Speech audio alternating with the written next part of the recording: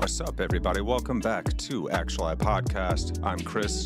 Today, we are without Mr. DJ, but I wanted to pick this thing back up. It's been a minute. We have life things going on, illnesses, work stuff. You know how it is. But I'd like to keep this thing more consistent for you all, so we are back. And it is Meaning Making 101, our weekly live stream series where we try to make sense of this world together so that we may change this world from the inside out. Yes, it is that old adage, let us be the change we wish to see in this world. And I know that I am like a broken record with this, but I feel that this is absolutely necessary. I believe that this is the way forward for us. If we're seeking lasting change, lasting peace, we have to treat the root, which is, of course, within each one of us. So thank you guys so much for tuning in. We are live. You are welcome to join in the conversation. Oh man, I just realized I meant to bring us up on YouTube and make sure it's streamed in the vertical mode as well. Maybe I'll test that out tomorrow. Whenever I have time, I'm going to just start shooting these things out, guys, because it needs to happen. I want to grow this channel. We are live streaming on YouTube, Twitch, Rumble, X, and Facebook simultaneously. We're also on all the major podcast networks where we started, and I'd really like to bring things up here on YouTube and Rumble and X and places like that as well. So make sure you like and subscribe, share with your friends and family, take part in the conversation. That is why we are live. That's why we're doing this together. We cannot make meaning of this world individually. We are a social species. And speaking of being a social species, there's some rather horrifying revelations as of late, elites in this world and the ways that they're abusing the people en masse, taking advantage of the poor, the lost, the distraught, the depressed, the anxious, how they use divide and conquer methodology to pit us against one another so that they can further their divide and rule methodology, how they use emotional manipulation tactics, let's say, psychological manipulation techniques that have been perfected over the course of decades now. And they're very effective at it. Doesn't matter how intelligent you are, every single one of us can be quite effectively lied to. But I've got a lot of stuff to cover today, I guess, to prove that point. Boy, have we got some wild revelations going on. Oh my gosh, where to even begin? Well, let me see if I can heat things up properly for us here, fam-a-lam. And it looks like we got it. Okay, yep, here we are. Let us begin with our past president, Joe Biden. You're going to stand right next to me. There you go. And then we're going to have... There you go. Got it? Okay. Wait, he acted around young.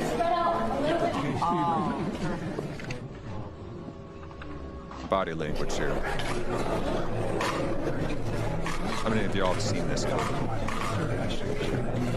Look at this. What is he doing?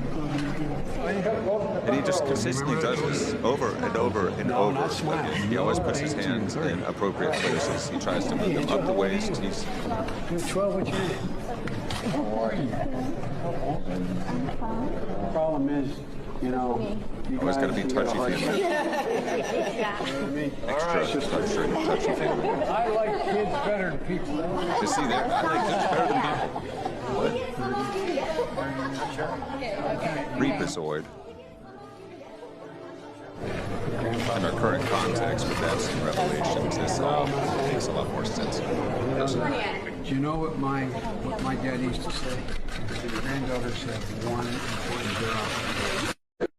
There he goes sniffing. So, you know, there's that. Let's move along.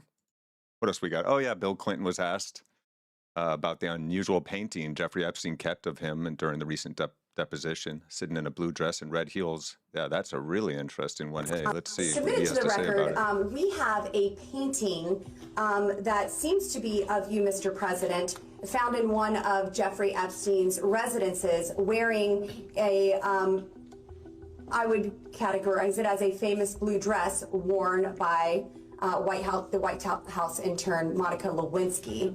And I have this image here. This image is being passed around. So, Mr. President, we are looking at an image of a portrait that is looks to be you, Mr. President, in this blue dress.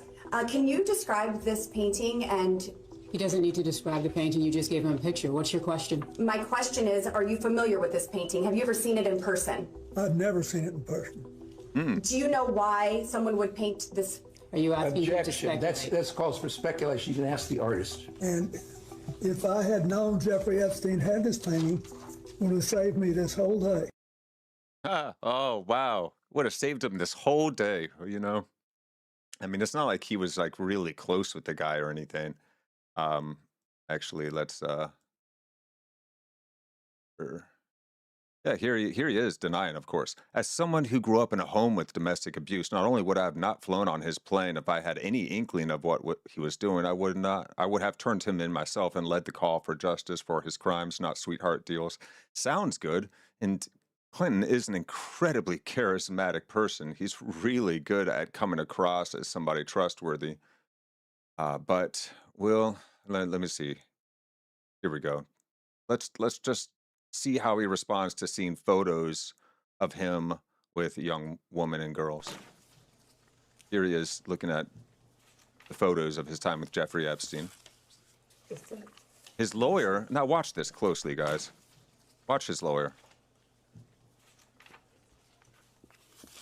She sees what he's doing. She takes it and then, oh no, he wants it back.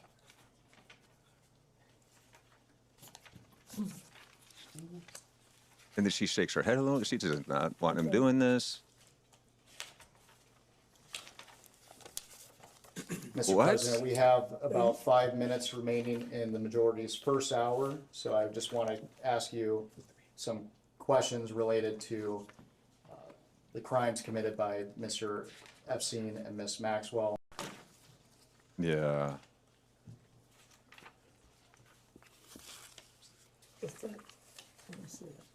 Yeah. I don't know about this, guys. I really don't know about this. What is her reaction there is really interesting. And the fact that she takes the photos away. She pretends not to notice. She sees what he's doing. She's gonna look. She doesn't look down at the photos. She looks up like, oh, I'm not doing anything. Don't look at me. Don't notice me. And then he goes right for it. Like, this guy thinks he's invincible. This lawyer over here is like, yeah, what's happening? Okay, I'm just gonna turn away and not draw attention to this. There she is, shaking her head. Draw attention to this. What are you doing, Bill? Stop oogling over these pictures. Mr. President. Just gleefully getting off on this stuff.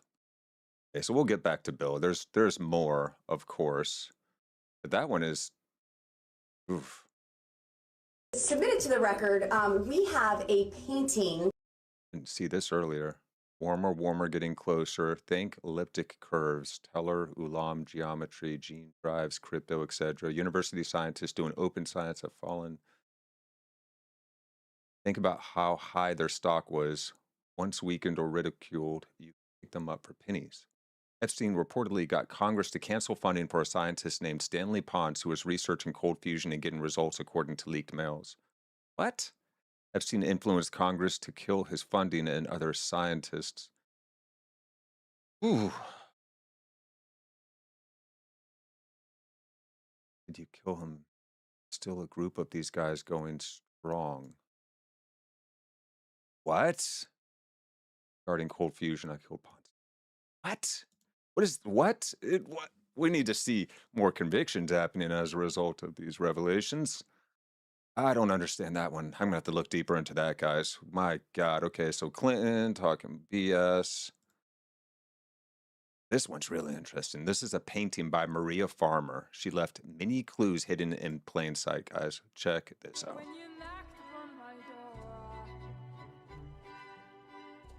Okay. American banker. 34 years working for J.P. Morgan. This is Jess Staley, referred to Epstein as family. This painting discovered in Epstein's New York apartment after his arrest. Okay, now this we're gonna do a video on this. A buddy of mine shared with me a documentary today that goes into symbolism and these kinds of things. Yeah, Jeremiah, we're gonna cover that. I might have to bring you on here soon, brother, because this is sketchy as sketchy gets. Okay, so that's Chase and I think Manhattan right there. I think we'll see a close up.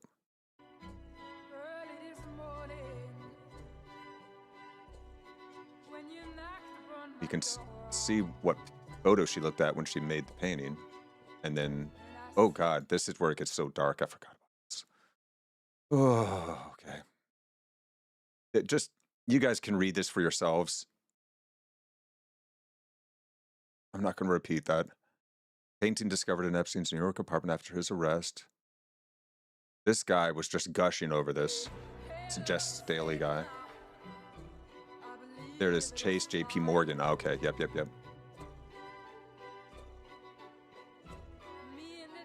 Oh my God. Okay, Louis Freeh, former director of FBI, ignored and mishandled initial reports made about Epstein. Well, look at that.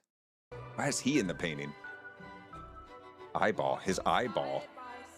Like his watchful eye. Willing participant. What? Money to sell victims to Epstein and his associates. This is what happens when you don't have a relationship with the sacred, with the source of love in this universe, with God, with the good. Jeez, man. Oh yeah, we might as well jump into this now. Okay, so there was a leaked email in Epstein files from Bill Gates to Jeffrey Epstein, preparing for pandemics. Guys, let's discuss next steps. For example, how to officially involve the WHO and CDC. I hope we can pull this off. Look up Event 201, Operation Lockstep, and UN Disease X, guys. COVID was a planned attack developed over a decade by Bill Gates, according to this gentleman here, working with the Rockefeller Foundation. Jeffrey Epstein was David Rockefeller's right-hand man on the Trilateral Commission. Whoa. Guys, follow the money. Let's look at this a little closer. Not gonna let me get any closer in there. Please find attached a draft agenda for the meeting on preparing for pandemics as requested. Let's discuss next steps. For example, how to officially involve the WHO and ICRC, as in co-branding. Whoa. To make sure their messages align. Best regards, and I hope we can pull this off. What the hell are these two guys talking about? What is happening, fam? What is happening? Horrifying. And then, of course, well, okay, let's come back to this one now. Okay, let's take a quick look once again. This horrifying action, this horrifying treatment of these photos by Bill Clinton. You should be appalled and disgusted by anything that suggests he might have been involved in such things. Yeah, here's pictures of him with presumably young women and girls, and he's smiling. Mr. President, we have. Even if they had a way to disprove this and he is totally innocent, why would he be acting this way? This is just so odd. Okay, this isn't giving me the ones that I wanted. Okay, here we go. Get to CFR, Council for Foreign Relations.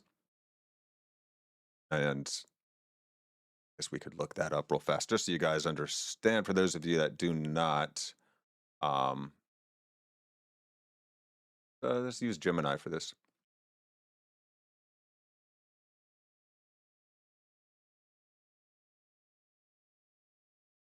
CFR stands for the, no. That's not the one that we want. Oh. Council for Foreign Relations. Correct your own self, Gemini. My mistake. I went straight to legal. Blah, blah, blah. Anyways, Council of Foreign Relations is a very different beast. Yes, established in 1921, is arguably the most influential private think tank and membership organization, not just in the United States, on the planet. Regarding foreign policy, based in New York with an office in D.C., it serves as a bridge between worlds of business, government, and academia. It operates in several high-impact ways. Policy brain trust. It functions as a nonpartisan forum for world leaders, CEOs, senior government officials to debate global issues. Right next to me. Whoa, where is that? And then we're going to have... That one up there. That, I don't know why that just woke back up for no reason at all. Okay. Yeah, they published the Foreign Affairs Journal. I remember reading this back in the 2000s, after the war, or before the war in Iraq, but after 9/11, I was able to predict to family and friends when the war was going to begin because they were talking about it openly in the Foreign Affairs magazine, which is the most highly read magazine by members of Congress. It's a really good way to keep tabs on what the elite is planning to do down the road. And they were talking about the war beginning in like March or the spring. And sure enough, I think 2003. And sure enough, that's how it happened. David Rockefeller Studies Program, their internal think tank where scholars produce research and backgrounders intended for brief policy. Why is it significant? Many of its members transition directly into high-ranking roles within the State Department or National Security Council. Global networking, it remains a council of councils, a network of similar influential institutes from 27 different countries, facilitating high-level, off-the-record dialogue amongst world leaders of different size that, you know, they're pretending to be against each other, and half the time they're, or oftentimes they're actually in cahoots. Okay, so there's that. There's your CFR. And your Billy. Preparing for pandemics together. What? And the CFR. So Jeffrey Epstein held CFR membership for 14 years, from 95 to 2009. Epstein hooked in several of those elites over that period when his membership was active status. In 2010, the CFR board placed him on silent membership status. Whoa, where he continued serving up the 1% crowd with underaged morsels. Oh, really now? Take the example of Jamie Dimon, or Dimon, I don't know how you pronounce that dude's name, CEO of JP Morgan Chase, who held CFR individual membership during the Epstein timeframe. Here's the connections, guys. Over the CFR 260-strong corporate membership, JP Morgan Chase was a big player, retaining gold-level membership at $100,000 a year in membership fees. Guys.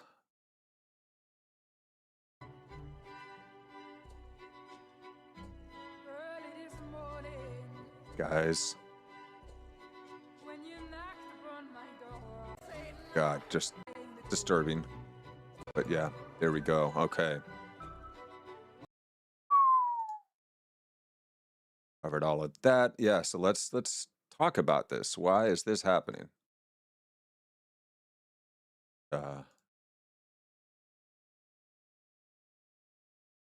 Kissinger was Epstein's handler, and everyone knew or knows that Epstein loved to get leverage on people. Epstein got leverage, including tapes and surveillance. Kissinger looked over the CFR board of directors, spotted Cesar Condi, the CEO of NBC Universal News, and had him run a short NBC website to wipe the Epstein stain off the CFR rug. So from 2009, when CFR claimed they dropped Epstein's membership, it took them 10 years to write that one-off piece in 2019. Kissinger was getting worried over the upcoming 2020 election, where he and CFR planned to have Trump ousted using voter fraud and installing Biden in office. Kissinger's worry was that Epstein's 1995 to 2009 membership at CFR might get leaked into social media and vacuum the oxygen out of the air ahead of the election, letting Trump get his second term. Since 90% of mainstream media is locked up in that all-powerful CFR member roster, which it is, Kissinger was assured that the NBC disclosure on Epstein would get no play in mainstream media. It worked. and he put Biden in office as a result. Of course, Epstein was eliminated in August and prior to NBC's November piece.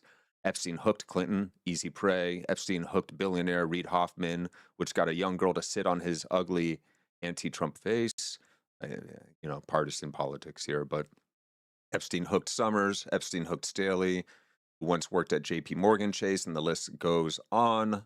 Most explosive story on social media should be the Epstein CFR membership zero play because the media is controlled from CFR. Thank God for X.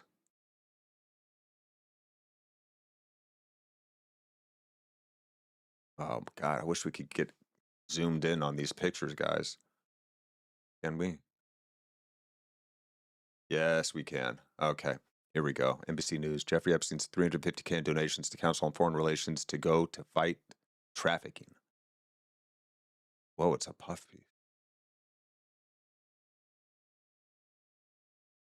Oh my God, it's a puff piece for the CFR. A prestigious foreign affairs think tank will direct $350,000 to fight human trafficking after acknowledging it received that amount in donations over the years from accused sex trafficker Jeffrey Epstein. Richard Hawes, president of the Council of Foreign Relations, announced the funding decision in an email to members that also acknowledged that Epstein had been a council member from 1995 to 2009. The financier who died we all know, in August in a Manhattan jail had contributed $350,000 to the council, all of it over a 10-year period ending in 2005 before his crimes or any other allegations against him became publicly known. Hawes's email, a copy of which NBC News obtained, said, while the council was not aware of Epstein's behavior when we received these donations, and you guys are the most informed people on the planet, you really? We have concluded it would be right to do something. The group has come under criticism for failing to revoke Epstein's membership after he had pleaded guilty in 2008 to state charges in Florida of procuring a person younger than 18 for prostitution and felony solicitation of prostitution. He served a 13-month sentence in a Florida county jail and was granted a federal non-prosecution agreement. Haas said in his email that although the money donated by Epstein was already spent some 14 years ago, the council would direct an equivalent sum to efforts to address human trafficking. Why not more? Why not a lot more? I mean, why not? I mean, anyways. That includes giving $100,000 in total to 2 New York-based groups that work on the issue, Safe Horizon and Girls Educational and Mentoring Services. How often are these kinds of groups actual fronts as well? The council will also designate at least $250,000 to its own new project on human trafficking. Its own new project. Oh, really? We want to use this situation as an opportunity to raise awareness of human trafficking and to improve U.S. and global efforts to combat it. Really? Because I remember not so long ago, there was a movie that came out about human trafficking, and anyone that believed that that was happening was a crazy right-wing conspiracy theorist. The project will look at ways to develop more robust legal standards and enforcement mechanisms to combat trafficking and to identify ways that the United States and other countries can work independently and collaboratively to detect, disrupt, and terminate trafficking operations. Epstein was arrested in July and charged with 1 count of sex trafficking conspiracy and 1 count of sex trafficking. He faced up to 45 years in prison if found guilty. Indictment in his case alleged that he sought minors, some as young as 14, from at least 2002 through 2005 and paid them hundreds of dollars in cash for sex at his Manhattan townhouse or his estate in Palm Beach, Florida. Of course, he pleaded not guilty and was denied bail before he was found dead in his cell on August 10th. And subsequently, everybody on the planet was sharing the meme that Epstein didn't kill himself because we all knew better. It's one of the few things that we've all agreed on in recent times. God, man. God. Okay, so there's that. The evidence is clear. Bill Clinton smiled and said that while the evidence still buried. Oh, this is before the evidence came out. Yes, now that the Epstein files are released, now that the photos are public, now that the receipts are unavoidable, he told you it was clear before you were ever allowed to see it. Wait. Yeah, this is actually interesting because well, here he is in a pool, and there's actually another young lady over, I think, over here in this photo. That's Ghislaine, obviously, and there was pictures of people all nude in this pool that Bill Clinton does not deny being in this pool. He looks very close with Epstein here, doesn't he?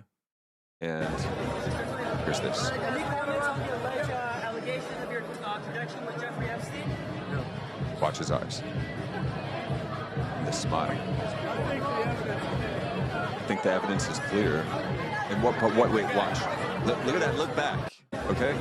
What kind of reaction is Any this? comments on the alleged allegation of your connection with Jeffrey Epstein?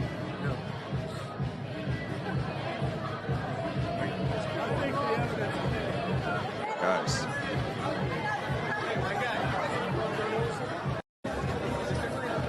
Any comments on the alleged allegation of your connection with Jeffrey Epstein?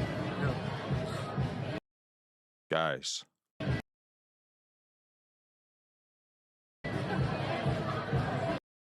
We're all much better at reading body language than we give ourselves credit for. Just let what your brain is telling you rise to the surface of consciousness. Notice the scary stuff, but come on. We know how well this guy can lie. And we know that he had an involvement with a quite young, early 21, wasn't she, Monica Lewinsky, when he had her performing oral pleasure to him under the and cigars, and then smoking the cigar, and you guys know. And he lied profusely about this until it was undeniable. And Hillary defended him and called it a crazy right-wing conspiracy at the time that he would be having an affair with a young intern. So, guys. And then here we go. Now this. Breaking, according to an email from Virginia Giuffre, I'm horrible with names, guys, I'm sorry. Revealed in newly released documents, Bill Clinton walked into Vanity Fair and threatened them not to write sex trafficking articles about his good friend Jeffrey Epstein. And here's the document. Hi, Shahza. Good points, all of them. I'm looking at both sides of the picture. On the upside, it will give exposure to build up publicity for the case and the story, but like you said, it must be carefully written and not give any notions about the upcoming book and or any new info.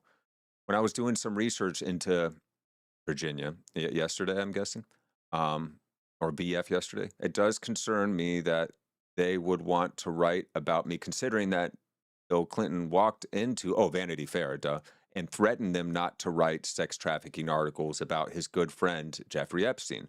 Should I be asking, what is this story they're writing pertaining to? I wouldn't want to give the public a bad image or anything like that. I don't know. It's all such a gamble. I just thank goodness for having a friend like you on the inside who knows how to deal with the viciousness of today's world. I will let Brad know what you have recommended. Thanks again. Okay, and then the response, I would let Vanity Fair buy your picture via Brad. The big gamble would be to let him also give them a statement saying your interviews with us were accurately reported and you have no more to say at this time about how you were sex trafficked to EA and other men, including two of the world's most respected politicians, as well as women, scenes with Ghislaine, because you are writing a book. The reason this is a gamble is Jeffrey knows some of the most powerful people in publishing, and once alerted, will inevitably try to scare off potential buyers. But the upside is it should help you get a good agent. I would have Brad use the phrase sex trafficked, as that is a heads up about the book, revealing more than we print. Very, very interesting, guys. So now let's take a break from Epstein and let's take a quick look at Iran, which, man, this one is a mixed bag, but great for the people of Iran. Okay, so here we go. Let this doctor So speak. you know when you hear us Persians say that we've been foreign occupied by Islam, what we mean is genuinely the people that have taken us over, these guys right here, they are not even Iranian, they are not even Persian. These lot are Arab Islamists who have come into our country, taken us over and forced our people to follow their rules. Look at the flag that they replaced ours with. Can you see the small letters embedded within the flag? These are Arabic letters. Our own people can't even read the flag. This is the level of foreign occupation we're talking about. And I think not many people are aware of the situation. So it's important to spread this message so you guys understand what we're going through here and why we're so passionate about getting our land back. Okay. Good man. Thank you for that. All right. And from this Iranian woman. Let's go. I am an Iranian who lives in Tehran, and I can hear the sound of bombing outside. In case I'm dead tomorrow, I just want you to remember this. Please, shut the fuck up and don't use me against America or Israel to try and convince them to stop. We ask for this. We want this attack. And I know that you don't want to listen to us. You don't want to listen, but I'm going to give you the shorter version of why we want this. The reason is we had one option, to go and protest this bloody regime, and we did, and they killed 40,000 of us in 2 days. This is the last option we have. We asked for the help, and help is here. And I know I might die, and I don't care, because I'm willing to sacrifice my life for Iran.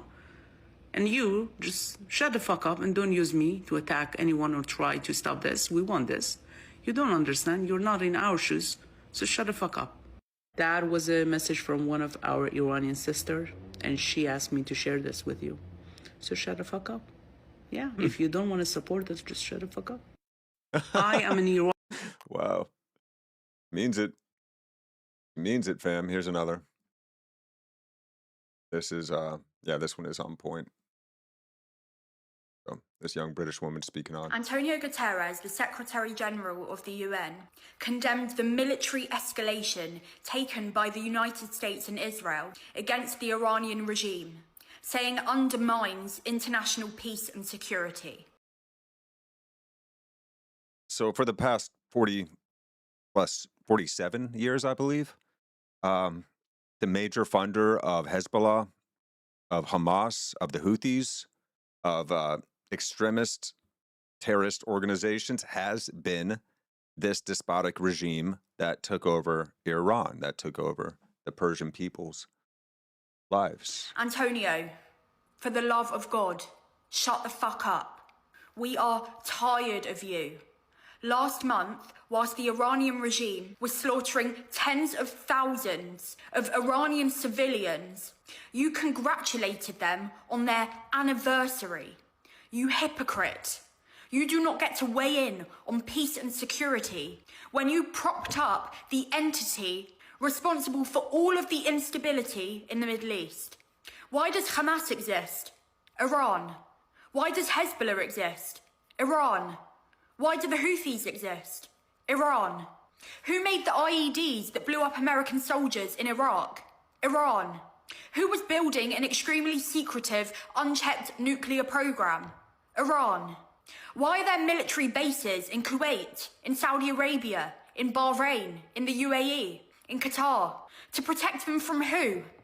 The Islamic Republic of Iran. And despite all of this, what did you and your sordid organisation do? You gave them legitimacy. The UN elevated the Islamic Republic of Iran into positions of power within the UN, allowing them to chair multiple committees and multiple bodies, including human rights. You're a joke. Your organisation is a joke. So whilst I and millions of other individuals around the world celebrate the success of the US and Israel's joint strike and celebrate the beginning of the end of an oppressive, tyrannical, murderous regime that has violated every single human right known to man. Yeah, why are we defending that culture for the way that they treat women? Do you guys even know? Are you even aware the way they treat women or homosexuals in these dark Sharia law-driven regimes? And that's held the good people of Iran in shackles for 47 I don't know. Liberals used to care about this years. stuff. You and your useless organisation can rot in hell. Good for you, along bro. with Khomeini, Nasrallah, Sinwar, Daif, Hania, Shamkhani, and all the others who dared to threaten humanity. Fuck you. Powerful, powerful, powerful, powerful, fam. Here's one more Iranian protester here in the U.S. How can you be silent? This is not okay. I'm no longer going to support Democrats. You Iranians, none of you should support Democrats. I'm honest. Honestly, I'm livid. I'm livid. I'm done with them completely. Just acknowledge the truth. Islamist Marxism is a terrorist entity. 90 million Iranians held hostage for 47 years because of your silence. American people, this is not about being politically correct. This is not about Islam. This is not about religion. This is about a cult. I beg you, I urge everyone. Yeah, this isn't about Muslims. This is about Islamicists, not Islam, Islamicists, the violent extremist. Democrat, Republican, please stand for people of Iran. This time, please stand by us. Yeah, man. So, you know, there's a lot more that I can cover today, guys. Yeah, here's one more. Let's jump into this here regarding Epstein. Back to Epstein. U.S. biolabs in Ukraine. Sorry, I still got Iran in my head. All right, here we go back to Epstein. Years seems to be proven true the more we dig into the Epstein files. Tonight, we're taking a look at the issue of Ukrainian biolabs, labs that we were told repeatedly over the past few years did not exist. They were nothing more than a Russia-funded conspiracy theory. For years, anyone who questioned government-connected biological research, biolabs, throughout Ukraine, studying viruses or diseases, or research into underground genetics projects, was brushed off as a crazy person. See, I was one of those people. Here's part of some of those reports from 4 years ago. New and exclusive information about the Ukraine biolab story that some media and politicians are still pretending don't exist. And now we have brand new information you're not going to see anywhere else because it's being scrubbed from the internet. Not only do we have new insight into what was inside of those labs, but also new information about the people working there, being given diplomatic immunity. And not only that, but that people living around some of those labs over the past decade have become sick with cholera and even swine flu. Plus, do these labs have anything to do with the overthrow of the Ukrainian government in 2014? When he was a Burisma executive and his father was vice president, Hunter Biden's company, Rosemont Seneca, invested $500,000 into a San Francisco-based pathogen research company called Metabiota. I was actually one of the first reporters in the country to tell this story back in 2021. Hunter Biden introduced Metabiota to Burisma officials to negotiate the establishment of biolabs in Ukraine. During this time, Metabiota also received $24 million in funding from the Department of Defense, which included money for Ukrainian research projects. Although the U.S. government and its cheerleaders in the media screamed that the existence of U.S. biolabs in Ukraine were a Russian fabrication and conspiracy theories, the Pentagon and other U.S. government officials later admitted to the fact that 46 peaceful Ukrainian laboratories exist in the country. Tonight, the Epstein emails are once again proving that things that we have previously been told were conspiracies were not. They were happening. It's and crazy again, how much connects to Epstein. Worse Remember Bill Gates and so much there were talk of a worse. pandemic. Emails show Epstein was heavily involved in Ukrainian biolabs. It's just unreal, guys. This is un-friggin' real. Including embryo implantation, sperm modification, and so-called biohacking with scientists. Now, consider what we're seeing here. These experiments include sperm modification? Like modified to do what? What? We don't know. What was Epstein and his donors trying to create? See, there's another email that gives us maybe some insight into that. These detail plans for a proposed designer baby project, outlining funding needs and development strategies. The goal here, according to the email, to move from small-scale garage biology to the first live birth of a genetically designed human, or even a human clone. Well, we know these guys were trying to live forever. Within just 5 years. Again, why is this happening? And specifically, why was it happening in Ukraine? Well, actually, that part's easy because this kind of research is inhumane, it is unethical, and most importantly, it's illegal in the United States and most Western countries, which is why all of this was happening in special places like Ukraine, where this could happen, but it was also happening under a huge cloud of secrecy, which is why another email explains the need for secrecy. Read this one. Emails discuss whether financial backers would only participate if they were guaranteed that they could remain totally anonymous, fearing public exposure and massive reputational damage. So now the question, was Epstein simply running a criminal pedophile network? Clearly not. He was also pursuing radical human genetic experiments with global implications. And if these projects were real, and they certainly were, where would they happen? Remember this statement under oath 4 years ago from then Undersecretary of State Victoria Nuland. Does Ukraine have chemical or biological weapons? Ukraine has biological research facilities, which, in fact, we are now quite concerned Russian troops, Russian forces may be seeking. This classic Russian technique to blame on the other guy what they're planning to do themselves. Again, wait, isn't that what we are doing right there? Secret biolab activity were quickly dismissed as Russian disinformation. But now, in the light of Epstein's documented interest in genetic experimentation and his clear use of biolabs in Ukraine to carry it out, this is not a conspiracy anymore. Guys, what? We got to dig deep because there's so much more here. Where is that one? I think I lost it. The Bill Gates. There it is.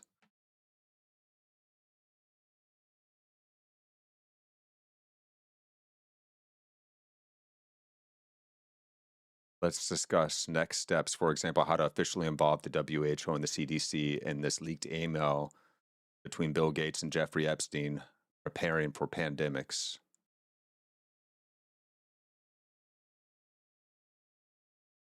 What else were these people up to, man? My God. This lady is awesome. It's a little bit long. I might have to get to that another day. Oh, this one's interesting from the New York Times in 2014. A disorder, not a crime. Really? Really? Pedophilia is a disorder, not a crime. Oh, that's right. They want to call them minor attracted persons now. My God. An evil, evil crime. Yeah, amen. Jeez. Ah, boy. Oh, here's another good Epstein revelation. CBS News expert, quote unquote expert, Peter Attia just resigned in disgrace. One of the first people in the U.S. to finally resign or lose their job over this thing.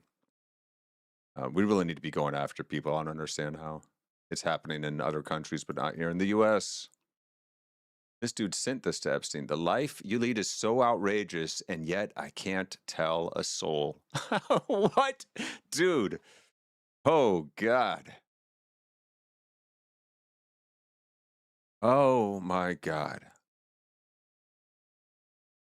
Yeah, right. Yes, officer, I did rob the bank, but I have, as of this morning, quit my job as a teacher, and that's all I'll say on the matter. Yeah. How do we allow these people to resign as though that absolves them of their crimes? Another Epstein scumbag arrested. Peter Mandelson, former UK ambassador to the US, arrested. See, this is what's happening overseas. The British ambassador to Washington, one of the maybe half dozen most powerful figures in this country, personally appointed by Keir Starmer against elements even of his own better judgment, persuaded of it, we believe, by his then chief of staff, Morgan McSweeney, because he was thought to be the only man who could bridge the divide with Donald Trump's White House after the US president returned to the White House for the second time. Peter Mandelson believed to be the only person who could help Britain and sort out its trading and relationship with the US at this tricky time. Today, being taken away, as you can see, by police. Peter Mandelson has denied any wrongdoing, but I suspect there will be a lot of focus on those emails that we heard so much about, emails from the last time Gordon Brown was in the British government, when Peter Mandelson was in the British government. When Gordon Brown was Prime Minister, Peter Mandelson, then Business Secretary, alleged to have forwarded emails, that's what the Epstein emails suggested, forwarded emails to Jeffrey Epstein, potentially containing confidential government material. The allegation that he tipped off Jeffrey Epstein about an impending EU bailout, and that he notified the financier about the activities of the British government and gave advice to big US bankers to mildly threaten the then UK Chancellor, the late Alistair Darling. All of those things likely to come under scrutiny. Peter Mandelson, not a figure shy of controversy, forced to resign from the British government twice when Tony Blair was Prime Minister, once over a home loan scandal, once over his relationship with the Hinduja brothers. But this challenge facing Lord Mandelson is now of a different order, with the police now, Metropolitan Police now arresting him. It will go... Yeah, that's huge. That's huge. And last but not least, so Carl Higbie with Newsmax exposes a conversation from Jeffrey Epstein planning to remove Donald Trump from office. We saw this a little bit on this earlier, and make former CIA Director Mike Pompeo president. Oh, what do they have on Pompeo? Mike Pence, Pelosi, both sides, they're all in on it. We don't have a government, we have a mafia. Why was he talking about replacing Trump, swapping Pompeo as the VP with Mike Pence, and then using the 25th Amendment to make Pompeo the president? This is wild because this is in emails. It's there. These are text messages with what is assumed to be Epstein, confirmed to be with Bannon. Sorry, these were in the files. I like the idea of Pence stepping down in favor of Pompeo, so when it happens, he becomes president. That's from allegedly Epstein. And I'm thinking, it? What do you mean by it? Bannon responding, that is his name, has this been shopped? Epstein replies, Rudy did lay out impeachment, Pelosi vote, and don't go after Ivanka. Bannon says, great. Great. Impeaching Trump? Well, I mean, we now know Pompeo was not a product of MAGA doctrine and was heavily critical of Trump once he left his first term, showing his true colors. And Bannon wanted him to become president? Am I reading that? There's a possibility that Bannon did nothing wrong and these are being misinterpreted. There's a possibility, giving him the benefit of the doubt here, considering he was, like, I defended this guy. I thought he was good for the administration. I wonder if this is why Trump separated himself from Steve Bannon, who was, of course, a huge supporter of Trump. But there's some splaining to do about beyond talking about a documentary. Or at least pretended to be, because he was putting together that fluff piece documentary for Epstein, filming Epstein. Everyone's seen the video on YouTube now. If you haven't, look it up. It's crazy. And then you get a feel for how dangerous Epstein is too. Oh, wow. Because just how he carries himself. I mean, this is a powerfully dangerous person. You can feel the evil, but you can also recognize it's a kind of frighteningly highly intelligent evil. Steve Bannon was puffing him up during this documentary that was intended to improve Epstein's public image. And now is Bannon just being opportunistic for money? I mean, that's a really crazy play to make. There's a lot of other ways to make money. I don't know, man. So this guy was compromised. That's what that tells me. Jeffrey Epstein's image. A lot of people have a lot of explaining to do, way beyond the island, way beyond sexual assault and all those, and rape and all those things. The more this stuff comes out, the more people keep getting caught in stuff that makes people like me question absolutely everything. Everything is now up for question. Really? Mostly proving that Trump and all the conspiracy theorists, we were right about a ton of stuff. Keep in mind, first it was the redactions. Okay, we couldn't get all the files. They were redacting them, and then they redacted Les Wexner. Now he's being deposed. Then when they finally did release all the files, because there was such turmoil to get these things out, once they finally released all those things, they put them up on the government website in such a manner that makes it so difficult to search anything. Something, you have data that spreads out over thousands of pages, but you can only have 10 links per page, so you can only search 10 at a time, and there are hundreds of thousands of links to linking individual pages. It would take one person a lifetime to get through a fraction of it. It takes forever. But you know what? Thank God we got the internet and we got crowdsourcing. And I always tell people at home, you want to be a part of the solution, get on there and start looking this stuff up, because there's a ton of stuff out there. And if we as citizens don't force our government to be transparent, voting's a suggestion. And you know what's crazy, folks, is normally we come out of these monologues and we have a guest for you. We reached out to dozens and dozens and dozens of conservatives. And you know how many wanted to come on and talk about it with me? Zero. Wow. Tells you we're hovering over the target. God, man. God, He that's from loves- Newsmax. What? Okay, so we are in upside down world, fam.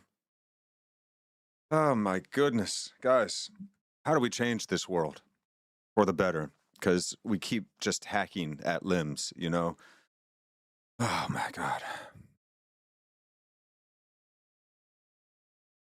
Give me just a moment here, guys. Yeah, I mean, okay, yeah, we're hacking at limbs. We are treating symptoms rather than the root. Same problem that we have in modern medicine we have when we try and address, political events in the wider world. We forget that we are not separate from society. We are society. And if we want society to change, if we want to see a more moral and ethically driven world, then we have to become as such ourselves.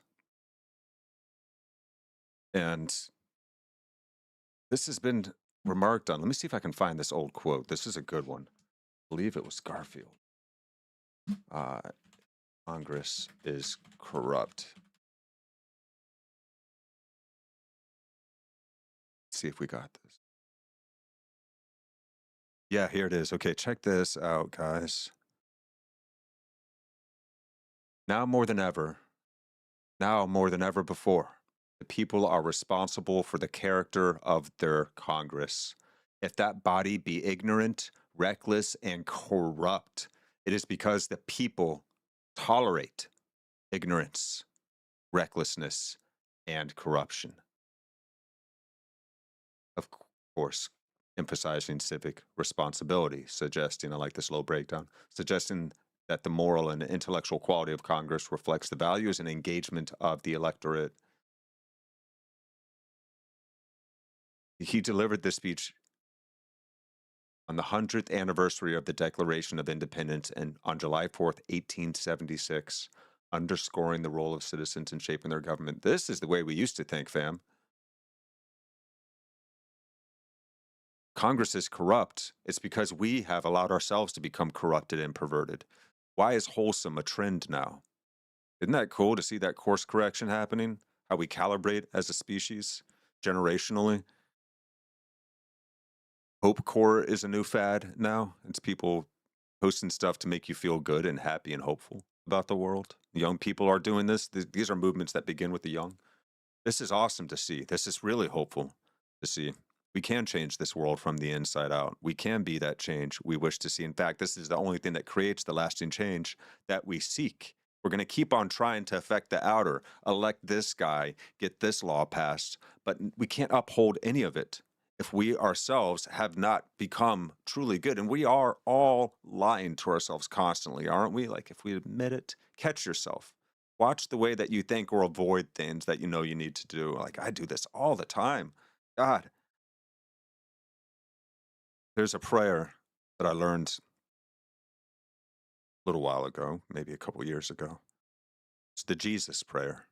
It's like a prayer that mystic Christians would say over and over again as like a meditation. And it goes, and this, whether you like Christianity or not, who can disagree with the fact that Christ was perhaps the greatest example of a way to be as a human that we've ever had? We can at least try and follow the way of that one who walked from Nazareth, as my great friend Gary would say. The prayer goes, Lord Jesus, Son of God, have mercy on me, a sinner. And what does sin mean? It's an archery term, actually. It means to miss the mark.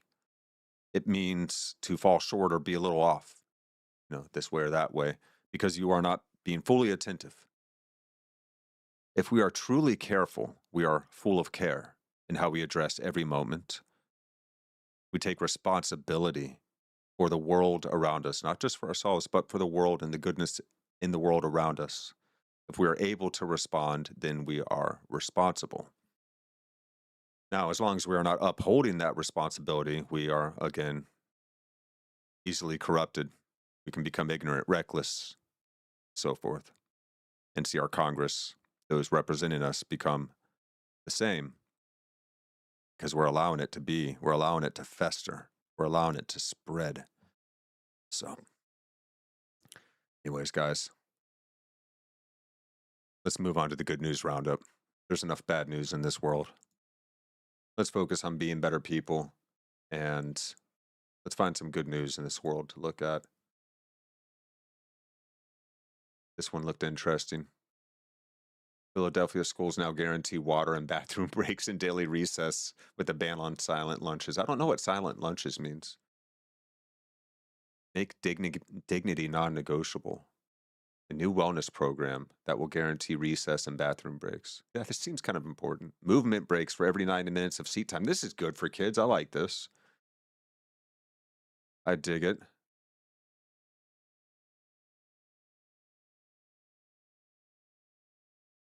Well, we're trying to create a bunch of obedient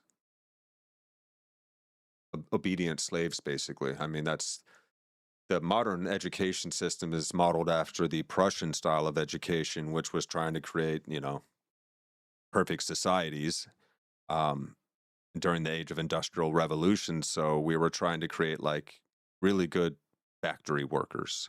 So we wanted you to get up like every 45 minutes when you would hear a bell ring. This would tell you to shift onto the next task, a new task, be totally unrelated to what you were doing before. Even if you're interested in what you were currently working on, maybe you were drawing or doing English and writing a story or reading a story and you're really into it. No, now you got to do math, even though you really excel in this particular thing that you're looking at right now.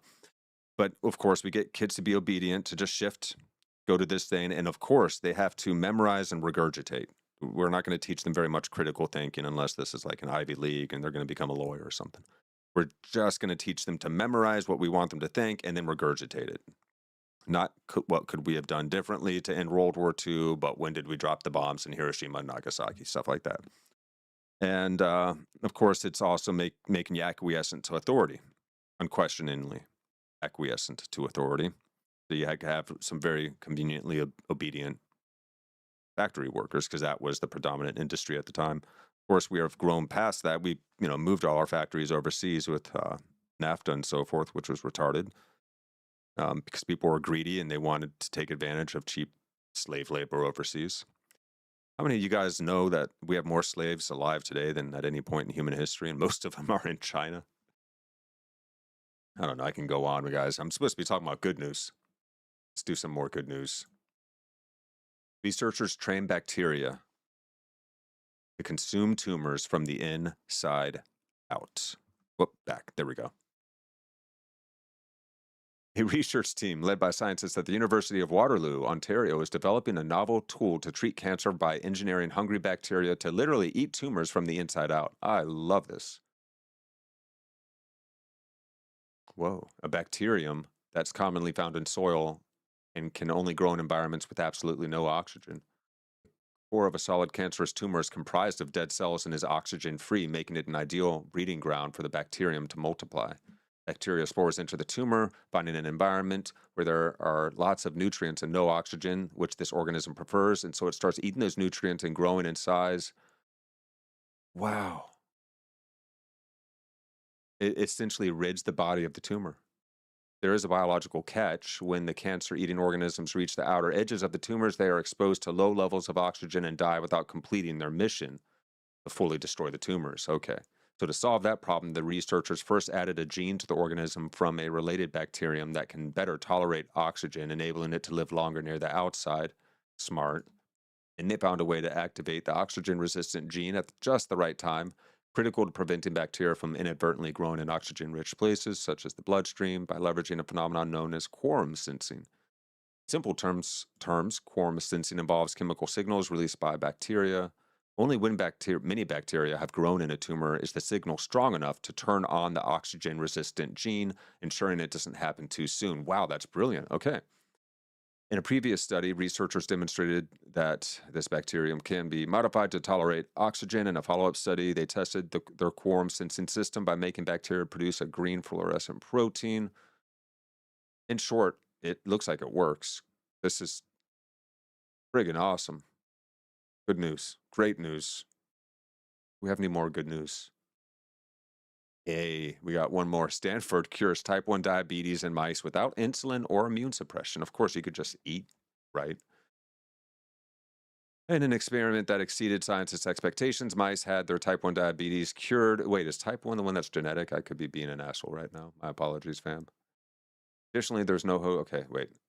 Yeah, cured through double transplant method. Additionally, there is no host rejection of one of the two types of transplanted cells, and the immune system didn't attack the other, resulting in a diabetes cure without any side effects. We believe this approach will be transformative for people with type 1 diabetes or other autoimmune diseases. Hey. Wow. Okay. Unlike onset or type 2 diabetes, type 1 is an autoimmune disorder. That's right, it is the genetic that manifests in patients' immune system attacking their own islet cells, located on the pancreas and responsible for producing the hormone insulin, which helps control blood glucose. Yeah, that regulates the blood glucose levels. New study from Stanford saw type 1 diabetic mice receive a transplant of islet cells and blood stem directly from a healthy mouse, and the combination proved to be virtually magical. And for 6 months, the treated mice needed no insulin injection nor medication to suppress graft versus host disease, an immune system response to transplantation that can be debilitating. Good stuff. Okay, the results of the trial are particularly exciting because the pancreatic islet cells from the healthy donor have two targets on their backs. The first is that they're transplanted cells from a different organism, and the second is that they are the type of cell that the autoimmune disorder spontaneously destroys. Just like in human type 1 diabetes, the diabetes that occurs in these mice results from an immune system that spontaneously attacks its own insulin-producing beta cells in pancreatic islets. So we need not only replace the islets that have been lost, but also reset the recipient's immune system to prevent ongoing islet cell destruction, creating a hybrid immune system, accomplishing both goals. And it has worked in humans. In a 6-month follow-up, none of the 9 needed an insulin injection or immunosuppressant drugs to stop their immune system attacking the transplanted cells. Good stuff. Great news. Awesome. Guys, there is good news in this world. As Grandma said, look for the helpers in hard times. And then this one's just fun. 90-million-year-old missing link fossil of tiny bird-like dinosaur discovered. Look at that guy, man. That's so cool. Whoa. Yeah, birds are dinosaurs. Isn't that weird? As it often tends to, the fossilized remains of a tiny bird-like dinosaur are rewriting history. A team of North and South American scientists described, I'm not even going to try and pronounce that, as the missing link, not from dinosaurs to birds, as the phrase has often been used to describe, but for finally understanding a mysterious group of small, widespread prehistoric animals. Yet further, the team, these typos, likened the discovery of the dino's near complete skeleton to a paleontological Rosetta Stone. Heck yeah. Okay. Al-Nashetri belongs to a group of bird-like dinosaurs known as the alvarezsaurs, yeah, that are famous for their tiny teeth and stubby arms ending in singular large thumb claw. But for decades, they have remained a mystery because most of the well-preserved fossils were found in Asia, while records from South America were fragmented and difficult to interpret. In 2014, the almost complete fossil of this dude was discovered in the northern part of Patagonia, Argentina, by an international team. The newer, more complete specimen allowed the team to finally map the group's strange anatomy, and they've spent the last decade carefully preparing and piecing together the fossils to avoid damaging the small bones. Wow. 10-year commitment. Going from fragmentary skeletons that are hard to interpret to having a near complete and articulated animal is like finding a paleontological Rosetta Stone. Heck yeah. We now have a reference point that allows us to accurately identify more scrappy finds and find out evolutionary transitions in anatomy and body size. The discovery of the nearly complete skeleton opens up a new understanding of how its lineage evolved, shrank, and spread across the ancient world. Microscopic analysis of the bones confirms the animal was an adult, at least 4 years of age. The largest species are the size of an average human. Whoa, very small for dinosaurs. It itself weighed... Okay, what? Wait. Adult, at least 4 years of age. The largest species are the size of the average human, but there's the small ones too that are like 2 pounds. Okay. Unlike its relative or later relatives, Onishetri had long arms and larger teeth, which the corresponding published research says proves that the Albertosaurus evolved to be tiny before they developed these specialized features thought to be adaptations for an ant-eating diet. Whoa. For more than 20 years of work, this fossil has given us a unique insight into small dinosaurs and other vertebrates like no other site in South America. That's so cool, man. Who doesn't like dinosaurs? Look at this guy. Yeah, cute. Wouldn't want to run into him if he was human size. So yeah, good news. Thank you guys so much for tuning in to another episode of Actuali Podcast and our weekly live stream series, Meaning Making 101, where we try to make sense of this world together and see how we may be that change that we wish to see in this world. That's the name of the game, fam. We are going to change this world from the inside out. I've been Chris. I will see you guys next time. Let me see if I can even figure out how to key this thing up properly. Oh my goodness. Yeah, we got it. All right, y'all. See you next time. Oh, yeah. Yo, we got to dance our way on out of here, man. What am I doing down here, though? How do I fix this? Hold on a second. Let's go back.